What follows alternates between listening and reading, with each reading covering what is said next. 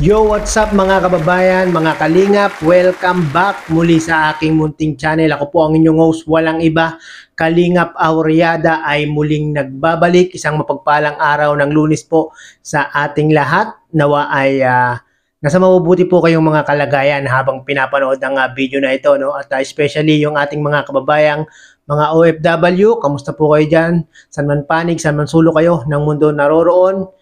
Sana po ay lagi rin kayong nasa mabubuting mga kalagayan. No? At alam nyo ba mga kababayan, mga kalingap, na merong isang tao na grabe ang ginawa dito kay Erica. No? Throwback lang tayo mga kababayan, mga kalingap. No? Yung mga baguhan pa po at hindi pa po nakakaalam nung nakaraan ni Erica ay ito pa lang si Erica mga kababayan, mga kalingap. Nung hindi pa natutulungan ni Kalingap Rab ay talaga namang sobrang hirap nung kanyang kalagayan. No? Biruin nyo mga kababayan, sa murang edad ni Erica ay namamasukan na po siya bilang isang kasambahay sa Maynila. No? At dahil nga po gusto niya nga makatulong sa kanyang lolo at lola ay napipilitan na nga po siyang magtrabaho sa kanyang murang edad. No? At yung nga, si Erica ay sumasali sa mga pageant sa kanilang barangay para pandagdag na rin sa kanilang gastusin sa araw-araw. No? At nung nasa Maynila nga po si Erica, mga kababayan, mga kalingap, no? Sa mga hindi po nakakaalam, no, kinukwento ko lang po, no, para meron din silang alam patungkol nga po sa nakaraan ni Erica. At sa tuwing meron nga daw pong pageant nagaganapin sa kanilang barangay at si Erica ay nandoon sa kanyang amo sa Maynila, ay pinapatawag nga daw po sila ng kanilang mayor para sumali sa beauty pageant. No? Grabe si Erica. Biruin nyo yung mga kababayan, mga kalingap, no? Merong isang tao na talaga namang grabe ang ginawa dito kay Erica. Panoorin po natin ito mga kababayan, mga kalingap. Thank you po, Sir Junay. Ayan, pati sa snacks namin ngayon. Thank you, Sir Junay. Sa pinamili namin gamit para kay Erica, papasok na po siya. Thank you. Excited ka na ba, Erica? Sobra po. Sobra po. Pumasok? May pangako na Grabe, thank you. At si Erica ngayon, papasok na po siya. Ilang taon siya hindi nakapasok dahil sa hirap ng buhay. At pumasok siyang bilang isang kasambahay, babysitter. Pero di niya yung kinahiya. Proud pa siya doon kasi kumikita siya para makatulong sa kanyang pamilya. Pero ngayon, na-scout siya ni Roel. And thank you din kay Roel. Kay Ariels Everyday, thank you. Sila yung naging tulay para na makilala natin si Erica. Na ngayon naman, bumuhos talaga yung biyaya. Bumuhos yung biyaya kay Erica. Sabi nga, kung sino yung ibinababa, siya naman yung tinataas ng Panginoon. Diba? Kasi si Erica talaga nakaranas ko ng pambabash, pambabalahura. Pero ngayon, inilan siya ng blessings. Lupa, bahay. Masasabi ko lang sa iyo, Erica, sana hindi ka magbago. Kung ano kayong una ka namin nakilala, ganun ka pa rin. Hindi ka magbago. Ano man yan, material na bagay na lang. Ang importante yung kalooban. Diba? Kasi itong mga material na bagay, pwede rin mawala sa iyo. Pero po yung sa... Pero yung tiwala, saka yung pagmamahal, samahan, yan yung hindi mo mawawala. No? Opo.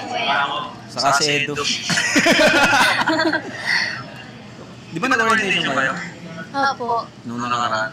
So yun na nga po, no, mga kababayan, mga kalingap, napanood po natin sa video ni Kalingap Rab. Credit po kay Kalingap Rab.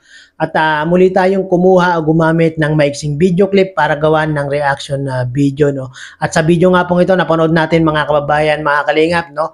Yung sinabi ni Kalingap Rab na itong si Erica ay nakaranas ng pambabash, nakaranas ng pambabalahura, at talagang nakaranas ng sobrang kahirapan. No? Dahil nga po sa sobrang kahirapan, itong si Erica ay napilitan na pumunta ng Maynila para maging babysitter at para makatulong po sa kanyang pamilya. No? Talagang dinanas ni Erica, mga kababayan, mga kalingap, ang sobrang kahirapan.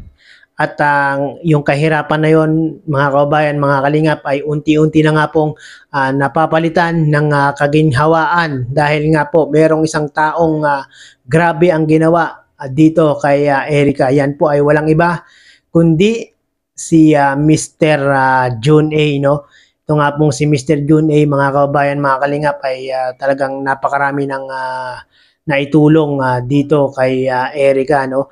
Mula sa pag-aaral ni Erica, sa mga school supplies ni Erica ay ini-sponsoran po ni Mr. June A at binigyan pa nga po ni Mr. June A ng iPhone. Yung pinapangarap ng mga tao ngayon, yung iPhone na pinaka-latest ay ibinigay po dito kay Erica. At si Mr. June A din po yung nagbigay ng 500K para pandagdag sa pabahay na gagawin dito sa pamilya ni Erica. No? At ano pa ba? Yung lolo ni Erica, binilihan po ni Mr. June A ng magagamit na bangka para sa pangangisda nitong lolo ni Erica. No? Grabe talaga. Sobra-sobra talaga yung tulong na ibinibigay ni Mr. June A dito kay Erica. No? Salamat po, Mr. June A. At nandyan po kayo para suportahan si Erica at ang kanyang pamilya. No? Napakabuti po ng iyong puso, talagang bukas palad sa pagtulong sa ating mga kababayan. Nawa ay gabayan po kayo ni Lord, bigyan ng magandang lusog ng pangangatawan para mas marami pa po kayong matulungan na ating mga kababayan. No? At syempre, kay Kalinga Prab, dahil nga po kay Kalinga Prab ay marami na nga pong natatamasang mga pagtulong, mga pag-sponsor dito kay Erica. No? Dahil nga po sa Team Kalingap, sa pangunguna ni Kuya Bal Santos Matubang, ang dating kahirapan ni Erica ay napapalitan na po ng kaginhawaan sa buhay. No? At sa mga hindi po nakapanood ng video na ito, mga kababayan, mga Kalingap, pakipanood nyo po sa YouTube channel ni Kalingap Prab. At napakagandang vlog ni Kalingap Prab ito, mga kababayan, mga Kalingap. No? At talagang dito sa vlog na ito ay bumuhos ang blessing para kay Erica. No? At sa mga hindi po naka-subscribe sa aking munting channel, ano pang inaantay nyo, mga kababayan, mga Kalingap, paki-subscribe na po para maging updated po kayo sa mga ginagawa kong mga ganitong reaction video patungkol nga po sa Team Kalingap. Muli, salamat po Mr. June A sa walang sawang pagtulong dito kay Erica. No? Salamat at pinararanas niyo po ang kaginhawaan sa kanilang buhay. No? At syempre kay Kalinga Prab. Maraming pong salamat at umabot pong muli kayo sa dulo nitong aking video reaction. Bye-bye!